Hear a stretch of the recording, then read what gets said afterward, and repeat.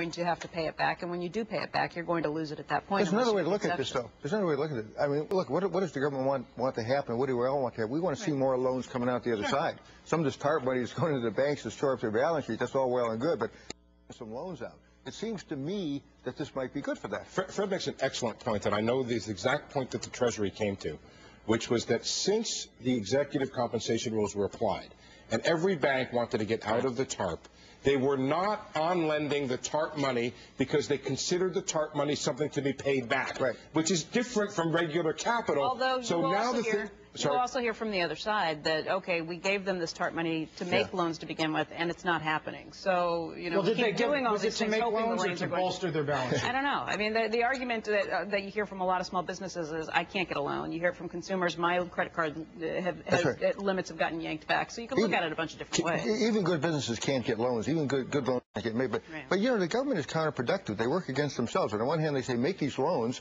On the other hand, they say, we're going to punish your compensation and force your good people to leave and tell you how to pay your people, and therefore give you all the incentive in the world to pay back your TARP instead of making loans. Fred, 1/3 of TARP applications were withdrawn when the executive compensation rules were passed. They said, we don't want the money. The Treasury could not give the money away. Joe, I was thinking about the political comments you were making in the 6 o'clock hour, and I thought we could play a board game here. Okay?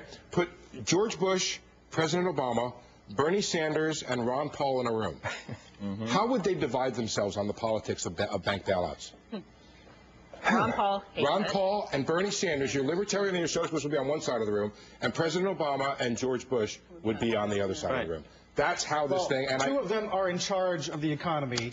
And commanders-in-chief, leading executive of the country. The other two can hide in Congress. And operate from the fringe. So I'm just saying that that's the way it would separate. I think it's a fringe element versus, I guess, but this is another example. We had David Gregory on looking at a preview of his show. We made the point that Obama, at this point, just about every issue, he's getting it from the far right and from the far left. I mean, Afghanistan. The far left hates what he did. On this, he's going to get this. He's got people hate what Treasury did from the far right, and the outrage on the far left is growing against Geithner and Treasury and Obama every day. I see it on the far left website. I think you are genuine in everything you say, but I have to question whether or not you're really angling here to get Squawk Box to broadcast from the White House. And that's really what you're angling. There's always a motive. Somewhere deep down, there's always a motive. That's what you. I mean, we did the Treasury. No, I honestly try not to. I think you make a good point. I mean, I definitely think that in a lot of the stuff that the Obama administration did with the banks, they did the correct. I think this is the correct move the Treasury's making here, and they're going to get pilloried. But Mark Taibbi is going to write. Everybody says we didn't need it now. It's like getting a quintuple bypass surgery, feeling fine, and then saying, Doc, maybe I didn't need it. This is going to be another giant squid, an alien squid on the face of the U.S. taxpayer. I honestly don't think the White House is worried about what Rolling Stone's going to write. Not just Rolling Stone. I think this White House is more worried than the last White House was about what Here's what they should be worried about. They should be worried not about the day-to-day politics of this thing, but the long-term impact. And if they really want to create jobs, and if they really want to get some loans out there, if they really want to get these banks functioning the way they're supposed to be functioning, they've got to have TARP. They've got to leave this money in.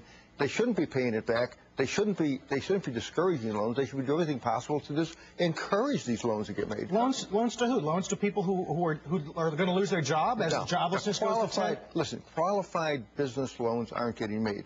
You can go in with a very good piece of property with a good cash flow, a good company with good cash flow. Why you're still not getting it? Why aren't the standards are so low that you can't make a return on the investment, so you don't make the investment.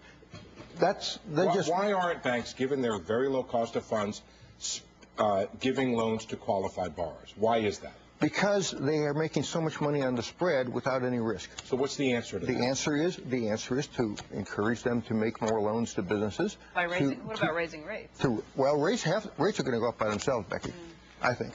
But are the banks healthy enough at this point where they don't need the spread? They can deal with the narrower spread? Well, they can make more money on the loans with more risk, though. And I think if you make responsible loans, you don't want to get to the egregious kind of levels that we got to in the past couple of years.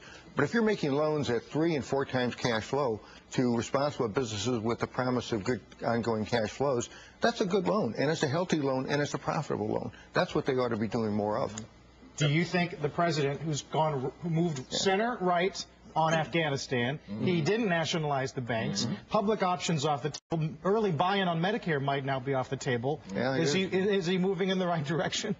On having the banks in and urging them to lend more, yes, he is. On the other hand, the regulators are kind of in a counterproductive way, saying, "Oh, don't take too much risk. Right. We're gonna watch you carefully." I think they got to get their message straight and speak with a single voice on what they want to have Government's happen. terribly conflicted here. I mean, my point Yeah, they are. is, They're he's never going to have the right. The right, obviously, we know what the right thinks of the president. One of the reasons that the approval rating has been going down is because of the loss of independence. A lot of people say that the independents are now, not as enthralled. I mean, if you lose the left, what do you have left?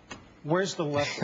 The left is Where are they leaving. gonna go? They're not going to go anywhere, but you're certainly going to hear from them. You're hearing from Weiner now. I can't even say that with a straight face, but you are hearing from Weiner. You're hearing from Weiner. You're hearing from Burse. You're hearing from these guys that say if there's no public option, I mean, there might be a revolt on the left if there's no Medicare pay-in, and now you got this with the. I just want to make one very quick point, which is our CNBC Wealth in America poll last week showed everybody hates everybody when it comes to the economy. Okay?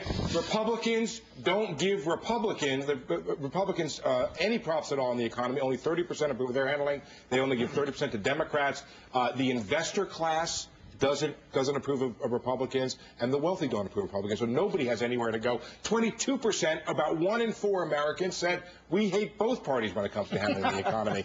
The protesters in Copenhagen are right. We should get rid of all government and all business. And go back to lean-tos and killing our own food and kill what you eat. All right, Steve, we're going to continue this conversation a little bit later. And by the way, we never got to introduce Fred, who is going to be with us for the next 2 hours.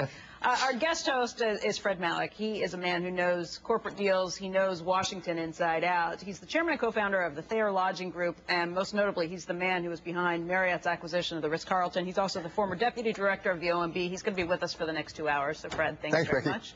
If you have any comments about